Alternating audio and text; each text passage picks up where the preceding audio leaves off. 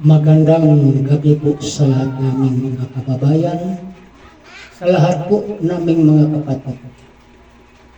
Ngayon pong gabing ito, mayroon po tayong talatang bigyang reaksyon. Itong talata na to, noong may natalakay na po ito po ang sinasabi ko na mga talata sa Biblia na aking talakayin, bigyan ng reaksyon kung tama ba po ang kanilang pagbigay ng kahulugan. Itong talata na po, isa po ito sa ginagamit ng mga Iglesia Katolika para po ituro ng ating Panginoon ay tunay na Diyos. Ito pong talata na to, dapat po nating suriing mabuti. Bakit po? Dahil po ang banal na kasulatan, mayroon pong mga kalooban ng Diyos na dapat natin sundin. Kung ganun po, sa pagtuturo natin, dapat po ayon sa kalooban ng Diyos. Ano ho ang kanyang kalooban? Ito pong nakasulat po sa unang Korinto 2:10 o 2:13. Ang sinasabi dyan sa talata, ito ituturo hindi sa kaalaman ng tao, kundi iturong iwawangis ayon sa Espiritu sa mga salita ayon sa Espiritu. Ito po, ang pagtuturo nito dapat iwawangis. Kung gano'n, yung mga talata sa banal na kasulatan, lalo na po sa bagong tipan, dapat po magkawangis sa dating tipan. Dapat po ituro na magkawangis. Dahil po ang banal na kasulatan, mayroong salin po na hindi na tama ang pagkasabi. Kung gano'n, dapat nating suriing mabuti na itong talata na ito, dapat ba nating ituro? Wala ba hindi ba ito salungat sa ibang mga talata? Hindi ito ba na salin na ito magkawangis sa ibang talata? Dahil po, ang sabi sa talata sa unang Korinto 2:13, dapat po ang kalooban ng Diyos ituro na iwawangis. Kung ganun po, mahalaga ito. Dahil ito, ang talakayin natin, karugtong po ito sa una kong inagod. Na itong isang pagbubunyag tungkol po sa Trinity. Kung ganun po,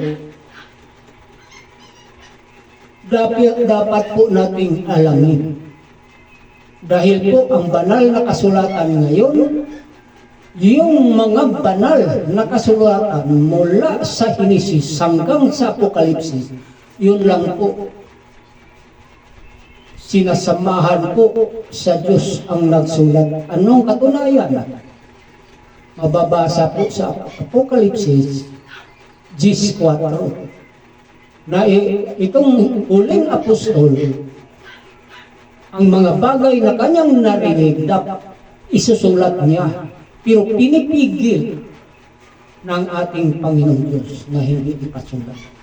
Ang ibig sabihin, itong mga tao na nagsulat sa mga banal na kasulatan, sinamahan po ito ng ating Panginoong Diyos.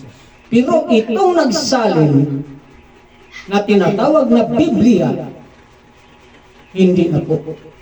Marami pong maibigay natin katunayan kahit lang isang libro, yung tinatawag lang na Pinoy Bible, 3 ang lingwahe, English, Tagalog at Cebuano. Pero sa isa lang talata, hindi na nagkawangis. Iba po ang Tagalog, iba po sa Bisaya, sa Cebuano. Iba po sa English. Lalo na po ang nakasulat sa unang Juan 5:20. Kung ganun po, dahil ang turo po iwawangis, yun ang kalooban ng Diyos. Dapat po hanapin natin ang tamang salin sa Biblia. Dahil hindi lang isang Biblia, marami na po ang Biblia. Meron pang tinatawag comparative version, may King James version, mayroong magandang balita, at iba pa. Itong lahat,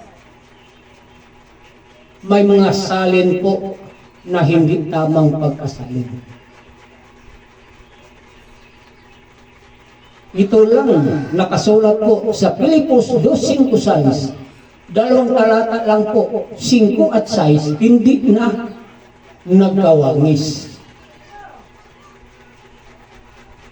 Bakit po? Sa talatang 5, inaanyayahan po ni Apostol Pablo na taglayin. Ang anong dapat taglayin? Yung kaisipan ng ating Panginoong Kristo. Kung gano'n, si Apostol Pablo po, taglay na niya. Yun ang dahilan. Inaanyayahan niya sa ang mga taong gustong sumunod ng ating Panginoong Kristo, mga taong gustong umanib sa kanyang katawan, inaanyayahan na niya na dapat po tagayin ang kaisipan ng ating Panginoong Kristo. Kung gano'n, ang 5 po, ang binabanggit dyan, kaisipan ng ating Panginoon Kristo. Pag siya ating tanungin, ano ba po ang kaisipan ng ating Panginoong Kristo? Ang 6 po, wala na kayong mababasang kaisipan ni Kristo. Sa ibang talata po. Pero may talata o may mga salin na mababasa mo. Ano ang kaisipan ng ating Panginoon Kristo? Bakit po? Napaka-importante malaman natin dahil yun ang tema o paksa na dapat nating itanong. Ano ang kaisipan ng ating Panginoong Kristo? Yun sa 6, sa tamang pagkasalin, ang sabi po na si Kristo nakitaan na nasaan yung Diyos, pero hindi niya iniisip na siya ay kapantay sa Diyos, na isang bagay na aagawin. Bakit po sinasabi niya isang bagay na aagawin? Dahil po naituro na niya kung sino ang tunay na Diyos. At itong ating Panginoong Kristo, alam po niya noon sa matandang tipan, nakasulat na po hanggang sa mga propeta, nakasulat na po kung ilan ang tunay na Diyos, iisa lang. Yun lang pong tunay na Diyos, yung lumalang, yung gumagawa sa langit at lupa. Yun lang ang tunay na Diyos.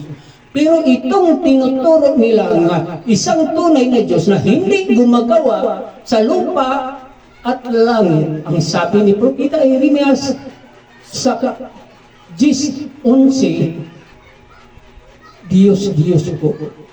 Sila po'y mapaparang, sila po'y mamamatay. Sa ibabaw ng lupa, sa silong ng langit. Kung ganun po, dapat nating siya sa ating mabuti. Ito ba aking tinuturong Diyos? Ito ba ang gumagawa sa langit at lupa?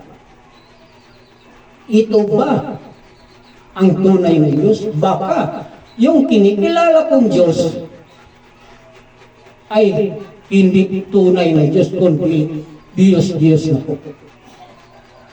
Dahil itong ating Panginoong Kristo, ang kanyang kaisipan, wala pong bahid kahit kunti na pag-iisip na siya ay Diyos. Kung gano'n, sa talatang 5 at 6, sino lang po ang nag-iisip na Diyos?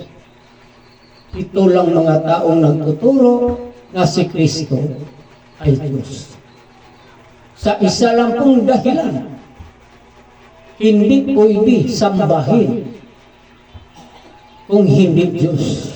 Nakalimutan na po nila na itong ating Panginoong Hesukristo dahil sa pagsunod sa inutos ng Diyos sa Kanya hanggang kamatayan, siya po'y itinataas.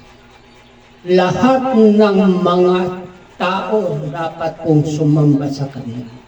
Mababasa po sa mga sunod-sunod lang talata sa 10 at 11 sa Filipos. Kung gano'n, kung siya ang tunay na Diyos,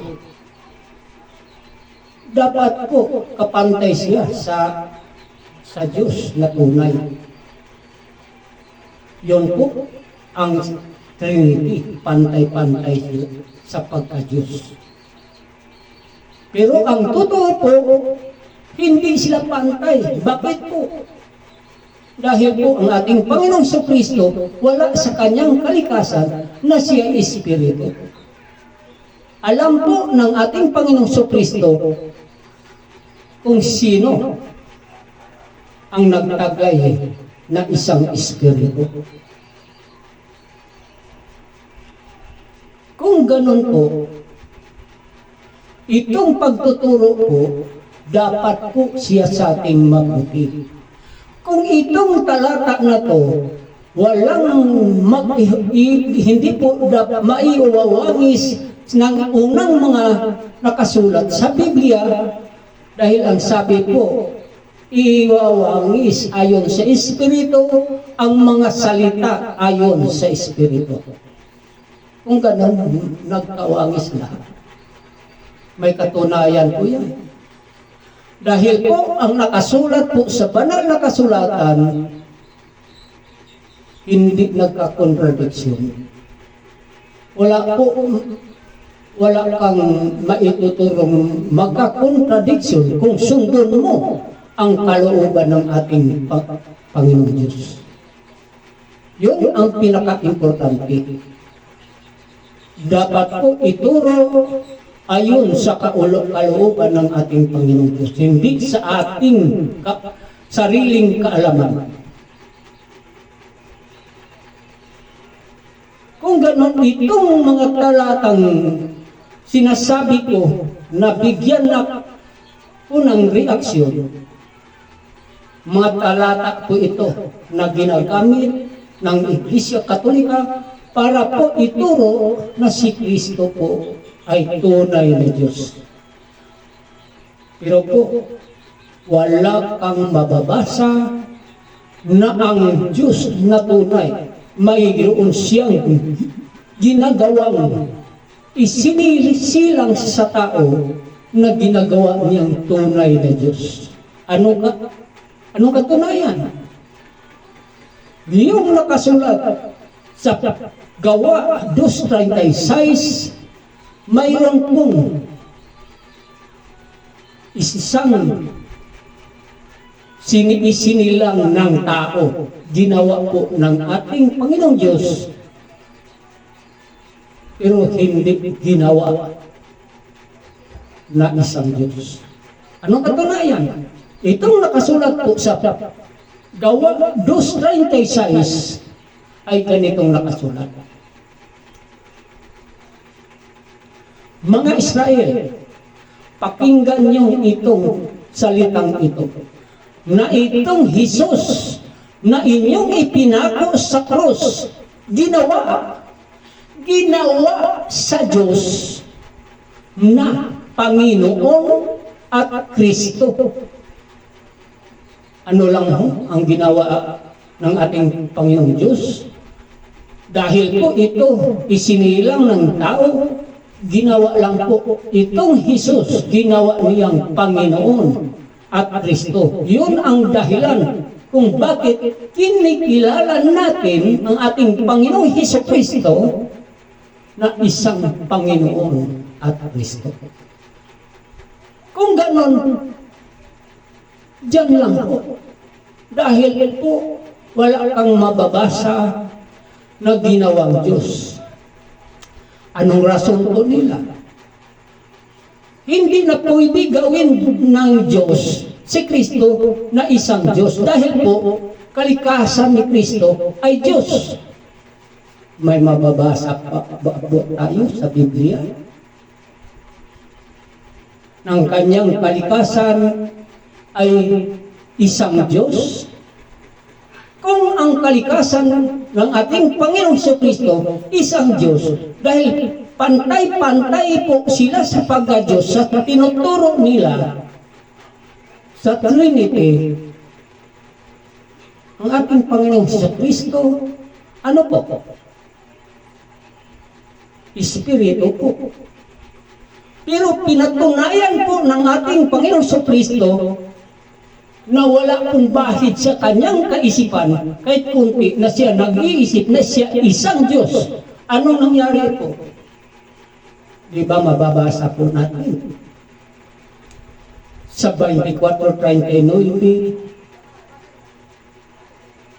sa Juan. Anong nakasulat sa Lucas? Anong nakasulat?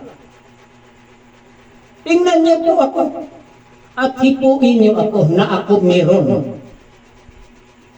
Dahil ang isang espiritu walang laman at mga buto, gaya sa inyong nakita na ako meron.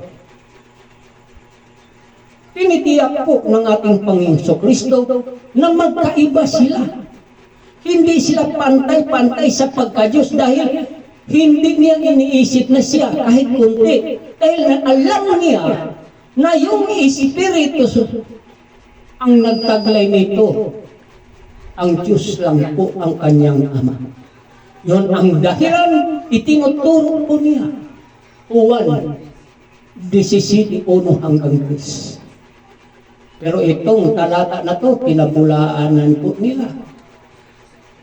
Ay, ang kanilang sinasabi, binabanggit ng ating Panginoong Kristo na ang Ama ang tunay na Diyos, hindi ibig sabihin na siya po'y hindi Diyos.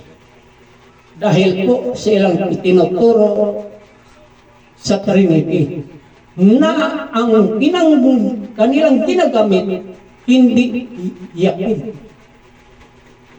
Kundi yung isa na nakalimutan ko ang pangalan pero absolute one.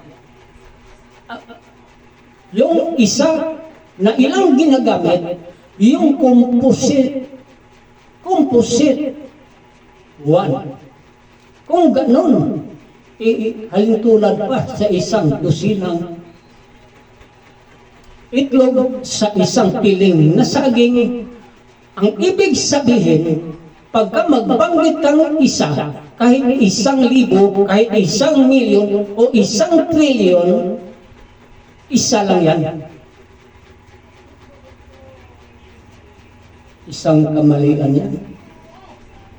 Dahil po, ang nakasulat sa Biblia, composite ba yun? Yakin. Anong katunayan? Itong talata na Juan 17, 1 hanggang 3, may babalak ang buhay na walang hanggan. Yung po ang nakasulat sa unang Juan 5:20. Ano pong nakasulat sa unang Juan? Ang nakasulat po, alam natin ng anak ng tao na parito. Suriin natin itong mabuti. Alam natin ang anak ng tao na parito. Kailan po naparito ang ating Panginoong Jesucristo? Noong isinilang siya. Kailan po siya nangaral? Noong 30, siguro nakalimutan ko lang po, nang nangaral siya, malaki na po siya. Diyan siyang pagpangaral, pagturo, ang itinuturo niya na Diyos, itong nakasulat po sa Deuteronomio 32, 6 at 10. Sa Malakias po, nakasulat 2:10.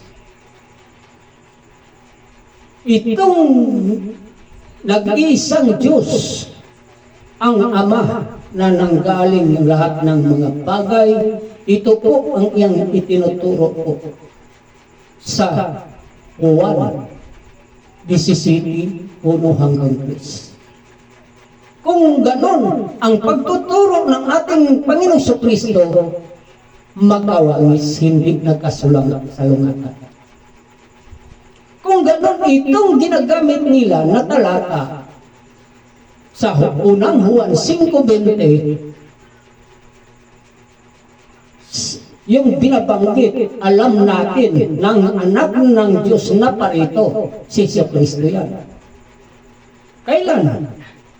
Noong nangaral na siya, buhay na siya, nagturo. Ang iyang kanyang tinuturo po na tunay na Diyos, ang kanyang Ama. Patuloy natin ang talata. Ano ang kasunod? Ang talata po sa Juan 1, unang Juan 5:20, alam natin ng anak ng Diyos na parito at binigyan po tayo ng pagkaunawa sa tunay na Diyos. Sa iba pong salin na siyang totoo, na tayo'y sa Kanya na totoo at bagay sa Kanyang anak na si Jesucristo. Itong talata na to, nababasa po natin ito sa King James Version. Ito hindi nila gagamitin. Dahil po ito hindi mapalabas na Diyos si Kristo. Bakit po? May binabanggit po diyan sa makatwid bagay sa kanyang anak na si Jesucristo. Nasa English, in His Son. Yung in His Son, yun ang tunay na Diyos, hindi yung Kristo. Anong katunayan? Ito si Jesucristo na binanggit, alam natin na siya'y naparito. Sa buhay pa po siya, nandito siya sa lupa, kasama natin, mayroon na siyang itinuturo na tunay na Diyos. Ito ang binabanggit na binigyan niyang kaalaman, pag-unawa ang tao para makilala siya na totoo. Yung siya, yun ang tunay na Diyos. Kung ganon, kung siya ang binabanggit na tunay na Diyos, hindi na dapat po sa pagparito pa lang niya. Nagpakilala na lang siya na siya ang tunay na Diyos. Hindi na dapat bigyan pa ng pag-unawa ang mga tao. Dahil po siya tunay na Diyos. Magpakilala na lang siya na ako ang tunay na Diyos. Pero wala po sa talata niyo. Dahil po ng ating Panginoong Jesucristo, alam niya kung sino siya. Alam niya kung sino ang tunay na Diyos. Yun ang dahilan na wala siyang pag-iisip na siya'y kapantay sa Diyos. Sino lang nang nag-iisip yan? Yung lang pong nagtuturo. Nagtuturo na nagkasalungatan. Dahil po itong laman sa talatang unang Juan 5:20, kung ituro mo na si Jesucristo ang tunay na Diyos, ano na nangyari? Nagkasalungatan na. Dahil po ang itinuturo na tunay na Diyos, yung nasa kanyang anak. Sino po ang nasa kanyang anak? Kung basahin mo sa Biblia, lalo na po sa 28 sa 1.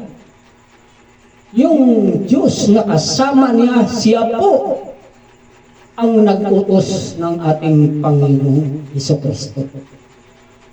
Yung kautusan ng Panginoong Diyos na nasa kay Kristo, sinunod po ng ating Panginoong Jesucristo hanggang kamatayan. Yun ang dahilan kung bakit inuutos ng Diyos na siya isambahin. Hindi dahil Diyos siya, kundi dahil po sa pagsunod sa kautusan ng Diyos. Yun ang dahilan po. Isinusugo ng Diyos na lahat ng mga tao, nandoon man sa langit, nandoon man sa ilalim ng langit, nandoon man sa ilalim ng lupa, sila lahat po manikluhod sumamba kay Kristo. Hindi dahil po sinamba natin, dahil nga siya isang Diyos. Bakit po wala tayong mababasa sa Biblia na ang isang anak ng tao pwede po gawing Diyos? Wala po kahit saan ka magbabasa, wala po ito. Wala po ginagawang Diyos ang ating Panginoong Diyos na anak ng tao. Dahil po mababasa po natin sa Números 23:19 na ang tunay na Diyos, anong sabi? Ang Diyos hindi isang tao, ni siya'y magsisi, ni anak ng tao. Kung gayon magturo ka na isang Diyos, anak ng tao, anong nangyari po? Hindi na tunay na Diyos. Sinong nagsabi po na hindi na ito tunay na Diyos? Si Propeta Jeremias sa talatang 10 at 11. Anong sinasabi po ng ating ni Propeta Jeremias? Sino mang tinuturo ng tao na isang Diyos na hindi gumagawa sa langit at lupa, ito'y mapaparam sa ibabaw ng lupa at sa ilalim ng langit. Anong ibig sabihin? Ito'y mamamatay. Itong ituturo nila na mga Diyos na hindi gumagawa sa langit at lupa, mamamatay. Mapaparam. Kung ganon, may katunayan po na itong ating Panginoong Jesucristo po, itong nakasulat sa 23:46, ito ang tunay na Kristo. Ito ang tunay. Hindi ito ang kanilang tinuturo na Diyos. Dahil po kung ituturo ito na Diyos, Anong kalabasan? Diyos na po. Mapaparang o mamamatay. Dahil po ang tunay na Diyos hindi mamamatay. Ang tunay na Diyos, yung naggumagawa sa langit at lupa. Ang tunay na Diyos, hindi ipinanganak ng tao. Kung gayon, ituro niyo si Jesucristo, dapat unahin niyo, ituro niyo na ang Diyos ay ipinanganak ng tao para maituro niyo na si Jesucristo Diyos. At sa Jeremias, ituro niyo na si Jesucristo, siya ang gumagawa sa langit at lupa. Para po magkawangis. Pero po ang nakasulat sa Biblia, hindi na po ito mababago. Dahil po ang banal na kasulatan o Biblia, may mga salin ito na maling salin. May mga iba pang nakasulat sa Biblia, sa yung talata na yan, na ang salin tama. Kung ganon, dapat po, kung meron kang kilalanin Diyos, dapat mo siya sa ating mabuti. Ito ba? Ang paniwalang ito, hindi ba nakasalungatan? Dahil po yung unang Juan 5:20, isa lang talata yan. Sa talata lang yan. Ang nasa laman ng talata, nagkasalungatan na ang kanilang pagtuturo. Dahil po, hindi pwede na itong isang anak ng Diyos na parito, siya ang nagbigay ng pag-unawa. Siya pa ang tinuturong Diyos. Mali po yan. Bakit po? Hindi na dapat, kung siya ay Diyos, hindi na dapat bigyan pa ng pag-unawa. Magpakilala na lang siya dahil po sa banggit dyan, siyang pagparito. Pero sa kanyang pagparito, may itinuturo siyang Diyos na tunay, hindi ang kanyang sarili. At ito, magawangis sa talatang ito. Dahil po may binabanggit dyan, yung ito, may tinuturo po. Ito ang tunay na Diyos at buhay na walang hanggan. Kung ganon, itong amarah ng ating Panginoon Jesucristo, yun ho ang tinuturo. Yung nasa Kanya ang tinuturo. Kawangis po sa nakasulat sa Juan 17:1 hanggang 3. Bakit po ang nakasulat sa 17:1 hanggang 3 sa Juan, may binabanggit sa 3 na buhay na walang hanggan.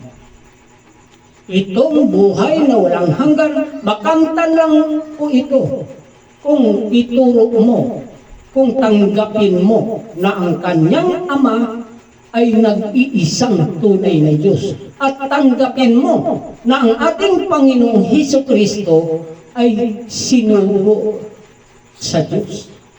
Itong dalawang kailangang dapat mong tanggapin, makamtan mo na itong buhay na walang hanggan.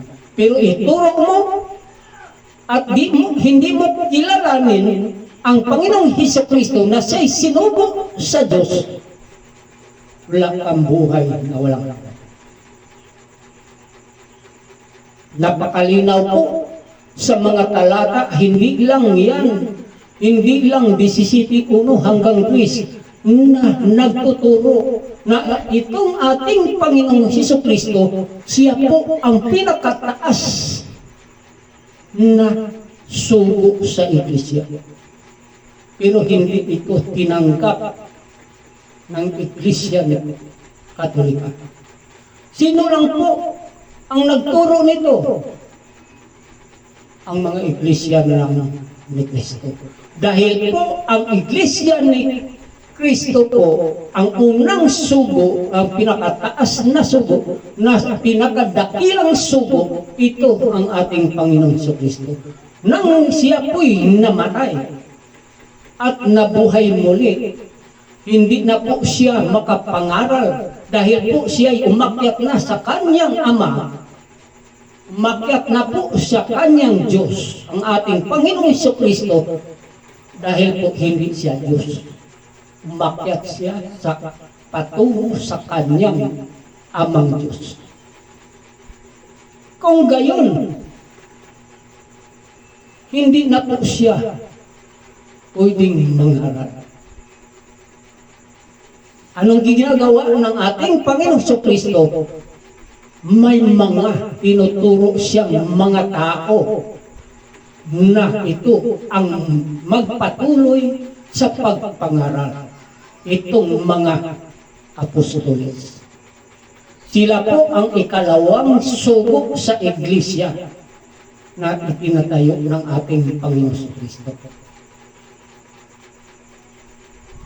Kung ganon, itong pagtuturo sa unang Juan 5:20, hindi po nila ito naunawaan.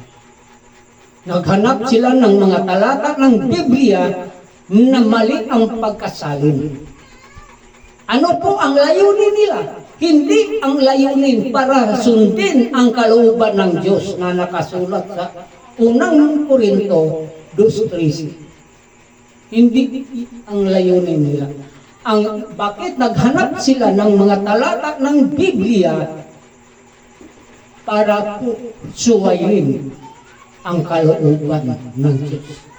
Para po maituro nila na si Kristo ay isang Diyos. Kung ganon, itong mga nagtuturo na si Kristo ay tunay na Diyos, naghanap po ito ng mga talata ng Biblia. Hindi ang layunin, ituro ang tama. Yun po naman ang Iglesia ni Kristo. Pagka nalaman namin, mababasa namin na ito hindi tamang pagkasalin dahil po malalaman po. Dahil po sa nakasulat sa unang Korinto 2:13 na iturong iwawangis ayon sa Espiritu ang mga salita ayon sa Espiritu. Kung ganon, makita mo. Ito bang talata na to? Kawangis ba po ito sa matandang tipan? Dahil po, mababasa mo po ang talata at mababasa mo po ang matandang tipan. Kung hindi magkawangis, ibig sabihin, humanap ka ng ibang salin.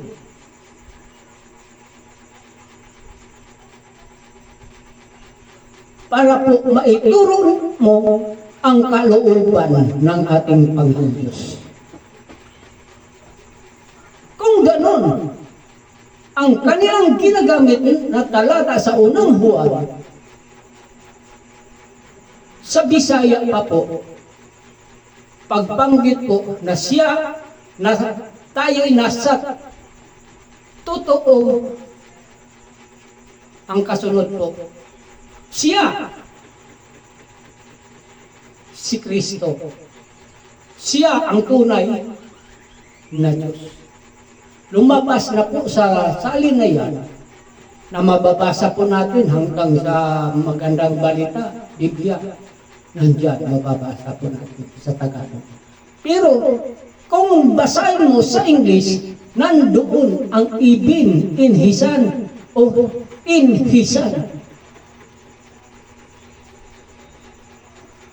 Ang tinutukoy dyan, yung nasa kanyang anak, ito ang tunay na Diyos. Pero maghanap sila ng talata ng Biblia na wala na yan ang inhisan. Wala na yan ang wala ka nang mababasa na sa kanyang anak. Ang mababasa mo na lang sa kanilang ginagamit, kanyang anak na si Hesukristo. Kung ganon, ang tinuturo na ng Diyos, yung anak na, hindi yung nasa kanyang anak.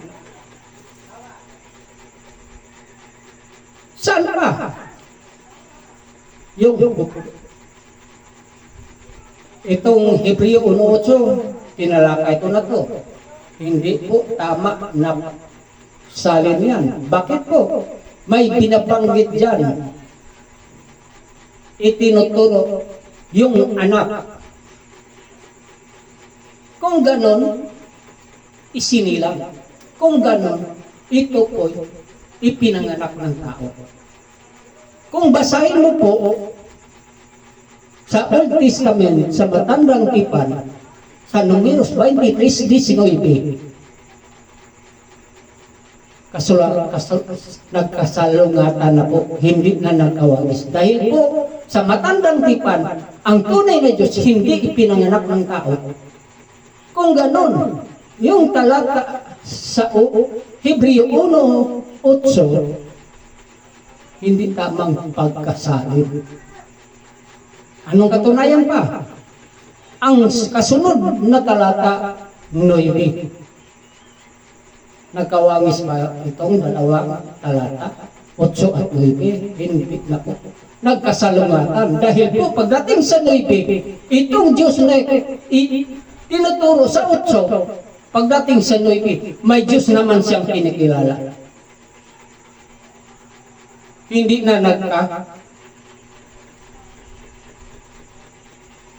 na po nagkawangis. Nagkasalungatan na po. Ano ang kanilang rason? Dahil po Diyos siya, kalikasan niya ay may kalikasan po siya na Diyos. Dahil po sa Trinity, itinuturo nilang pantay-pantay po sa pagka-Diyos. Isang pagtuturo po na dagdag at bawas. Anong nakasulat po sa Apokalipsis 22:19, 18 at 19? Sinong magdagdag at magbawas, may parusa po na itong mga taong gumagawa ng pagdagdag at pagbawas hindi makapasok sa kaharian ng Diyos. Yun po ang nakasulat. Pero itong dagdag at bawas, hindi na po ito mababasa pa sa Biblia. Dahil po ang Biblia, ang mga banal na aklat, tapos na po na isulat ng mga taong sinubaybayan ng Diyos. Saan lang po ito mababasa at makikita? Sa kanilang mga aklat na ginagawa at sinusulatan ng kanilang pananampalataya. Wala na po ito sa Biblia. Kung ganon, itong pagtuturo po sa unang pagkasalin, sa unang sa Hebreo 1:8, hindi po ito tama. Kasalungatan na po ito sa Matandang Tipan.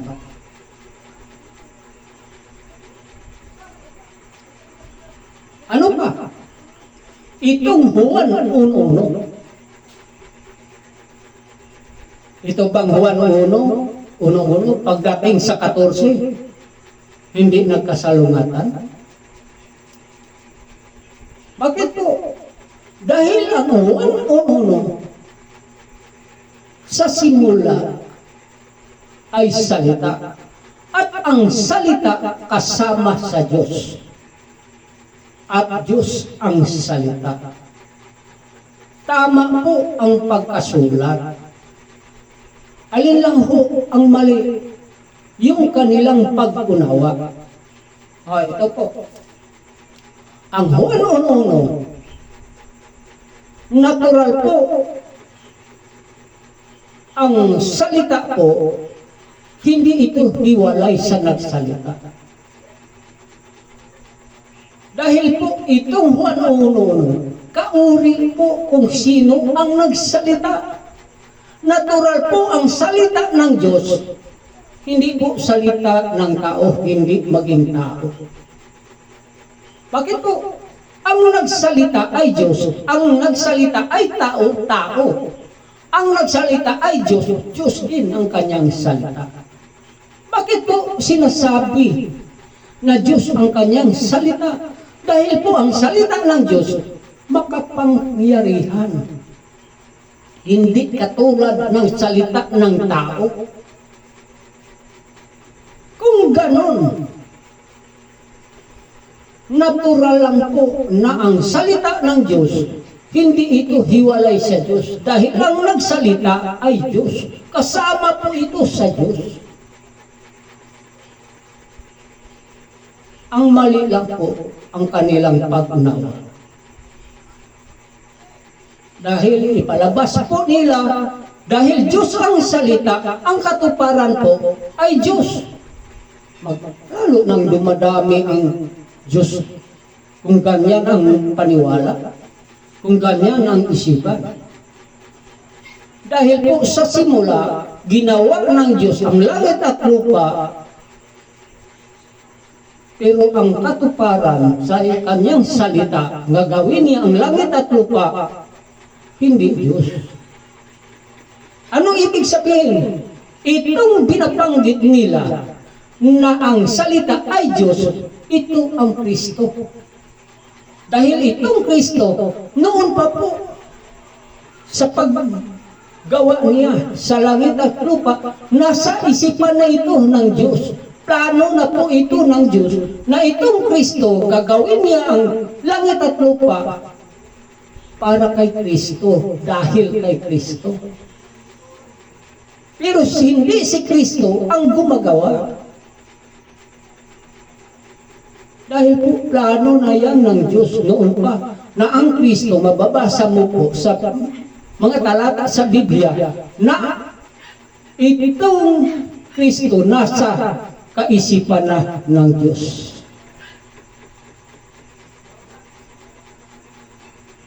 Kung totoo na ang kanyang salita, ang katuparan, maging Diyos, napakarami ng Diyos sa buong sanlibutan. Dahil po ang tao, ang Diyos ang gumagawa. Anong salita ng Diyos? Gawin natin ang tao. Sino yung natin? Yung kanyang kasama sa panahon na yan. Pero sa pagbanggit na gawin natin ang tao, plano pa lang yan. Hindi pa nagawa. Nung ginawa niya ang tao, siya na lang nag-isa na gumagawa. Dahil plano na yan. Hindi ito nalalaman ng mga tao. Plano lang yan. Noong ginawa ang tao, siya lang mag-isa ang gumagawa. Kung ganon, kung ang katuparan, dahil Diyos ang salita, maging Diyos, napakarami ng Diyos ang lumitaw.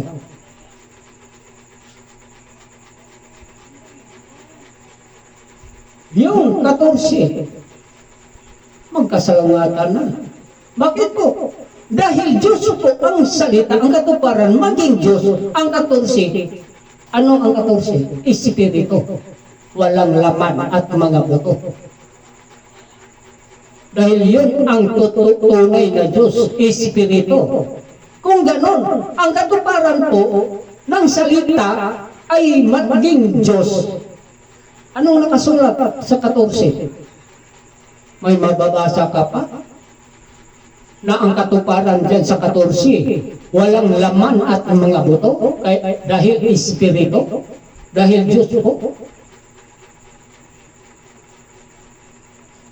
Magkasalungatan na.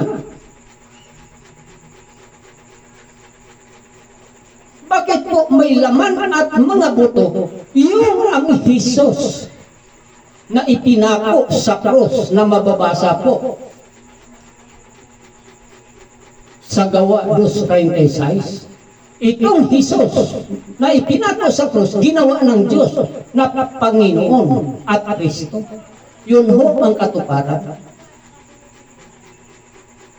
Hindi dahil siya ay Panginoon, Diyos na.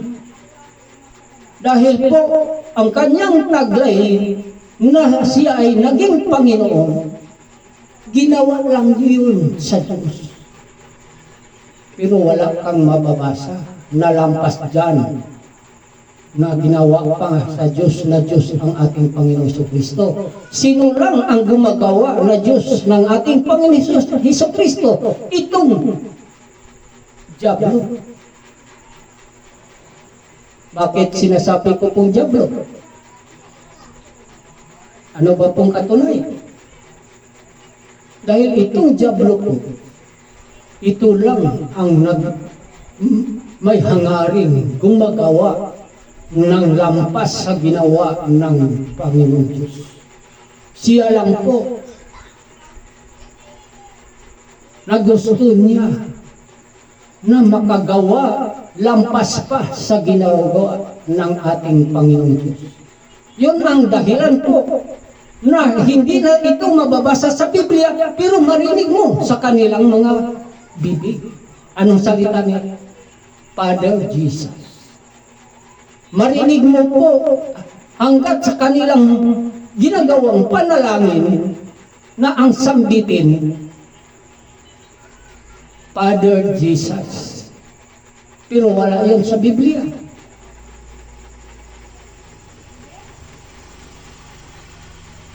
Diyan lang ho maririnig natin dahil itong dagdag at bawas hindi na po nakasulat sa Biblia. Nandyan na lang sa kanilang pagtuturo, nandyan na lang sa kanilang mga aklat. Anong katunayan? Hindi lang isang tao na ipinanganak ng tao na kanilang tinuturong Diyos. Maisa pa. Itong isa na itinuturo nila, ipinanganak po ito ng tao. Pero ito ang pinaka mataas na Diyos. May mababasa po ba po tayo? Dahil ito, dagdag na po ito. Yun ho ang nasa Apokalipsis 22:18 at 19 na dagdag. Hindi na po ito mababasa. Saan lang po natin ito mababasa? Sa kanilang mga ginagawang aklat. Anong katunayan po? Ito po.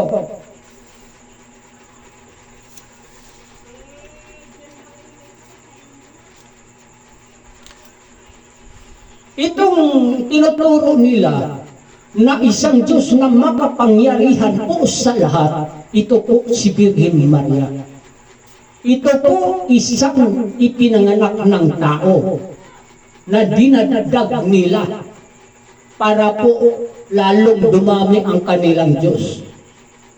Saan po mababasa?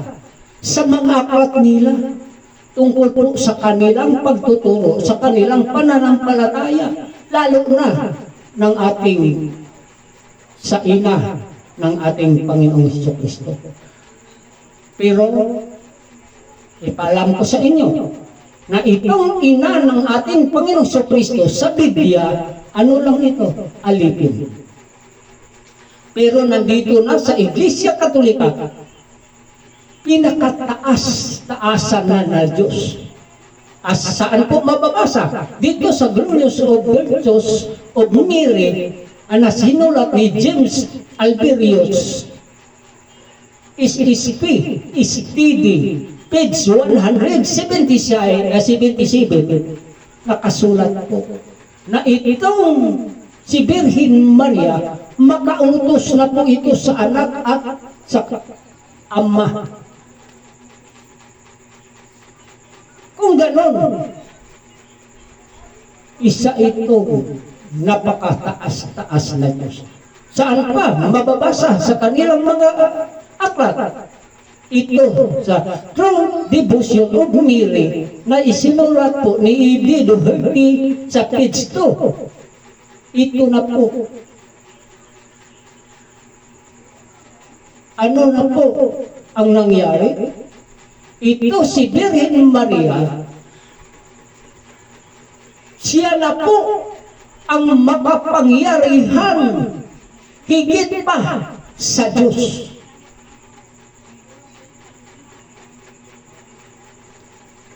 Ano nang nangyari sa kanilang pagtuturo? Inikilala na po nila si Birhen Maria na pinakataas-taasang Diyos. Masubok na po niya ang anak at ang ama dahil siya na po ang pinakataas-taasang Diyos. Saan ka nakaklat?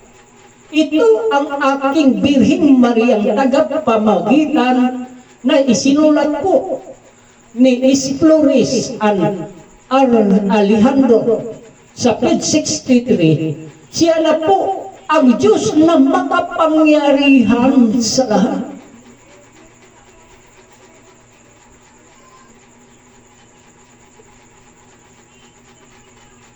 Yun po ang totoo.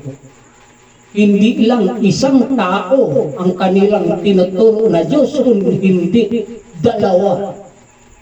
Itong dalawang tinuturo nila po, hindi ito gumagawa sa langit at lupa. Dahil ang tunay na Diyos, hindi ipinanganak ng tao at siya ang gumagawa sa langit at lupa. Ito po,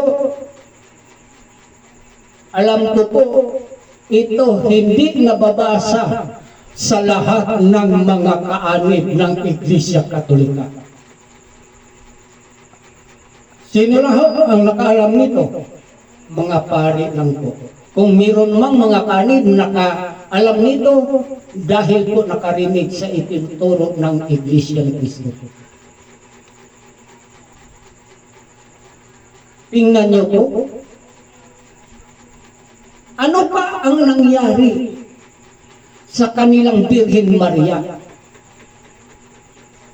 Hindi lang ito napakataas, napakapangyarihang Diyos. Ano pa? Ito po ang nakasulat sa siya ang inyong pakinggan, ang aral na Katoliko na sinusulat po ni Enrique Dimon is Vide, page 245. Ito po, naging tagapamagitan, napakapangyarihan na tagapamagitan sa tao at sa Diyos. Opos lahat. Dahil po, ang totoo kong nakasulat sa Biblia na mababasa mo po, ang sino ang tagapamagitan po sa Diyos at sa mga tao, itong ating Panginoong Hesukristo. Siya lang po, pero dinagdagan nila. Hindi po sila natatakot sa nakasulat sa Apokalipsis 22:18 na may parusa. Kung natatakot pa sila, hindi po nila ito dagdagan. Ang tagapamagitan. Hindi lang yan. Dinagdagan pa nila ang Diyos. Kung gano'n, itong mga taong nagtuturo na si Kristo ay Diyos, ang tinuturo nito, nagkasalungatan. Naghanap sila ng talata ng Biblia, hindi ang layunin, ituro ang tamang, ituro ang kalooban ng Diyos, kung hindi para suwayin. Dahil po yun po ang kanilang magulang. Sino po ang magulang nila? Ang ama nila. Yung nakasulat sa 8:34 sa Juan. Na ito po'y sinungaling. Ama ng kasinungalingan. Yun po ang totoo na ikaw nagtuturo tungkol sa Diyos, hindi po natatakot sa nakasulat sa banal na kasulatan na isang babala na sino mang magdagdag at magbawas hindi makapasok sa kaharian ng Diyos dahil po papunta sa impyerno. Dahil ho, ang nakasulat dyan, sila po'y ang kanilang ginagawa, ang kanilang matatamo, yung nakasulat po sa Biblia o banal na kasulatan ng mga parusa. Kung ganon, hindi ikakabuti ang pagdagdag po sa banal na kasulatan. Hindi lang yan ang kanilang ginagawa. Dahil po sa susunod, talakayin natin po. Dahil po ang nakasulat sa sa Juan 8:44, ang sinasabi po, noon pa siya ay mamamatay tao. Sino po itong Diablo na ama ng kasinungalingan? May maituro pa po tayo na kasaysayan po tungkol po sa Iglesia Katolika. Meron po. Itong nakasulat noon pa siya ay mamamatay tao, mababasa po ito sa Holy Inquisition. Hindi po ito baratang. Ito po may resibo, may mababasa po tayo.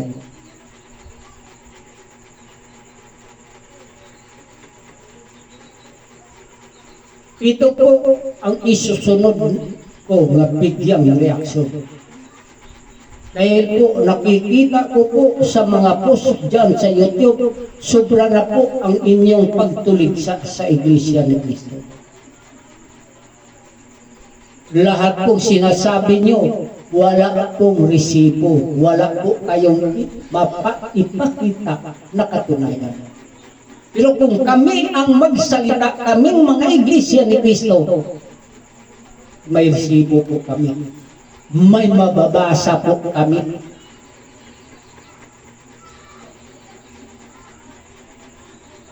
Dahil po, ang sabi po ng mga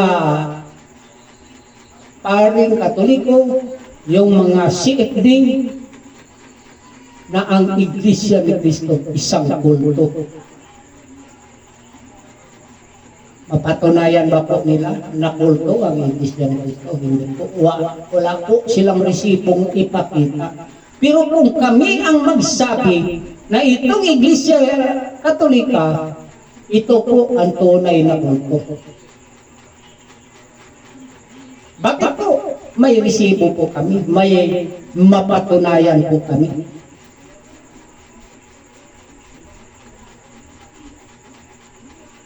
Dahil po itong Iglesia Katolika, wala po ito marehistro sa gobyerno.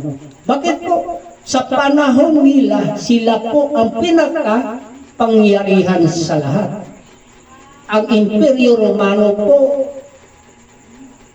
nagsunod sa kanilang utos. Yung Inquisition lang po, yun ang talakayin ko sa susunod. Ano ang nangyari sa Inquisition? Kung hindi sundin ng mga Imperyo Romano, tanggalan po sila sa kanilang tungkulin. Pasiuna lang po yan.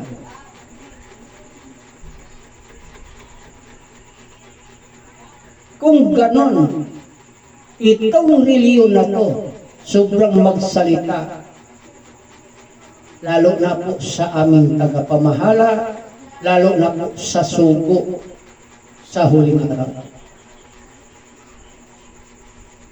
Pero itong sugo sa huling araw, may resibo po kami, mababasa po namin ito, mapatunayan po namin ito. May mga hula po ito sa banal na kasulatan ng katuparan. Ito pong aming sugo na si Kapilits Manalo.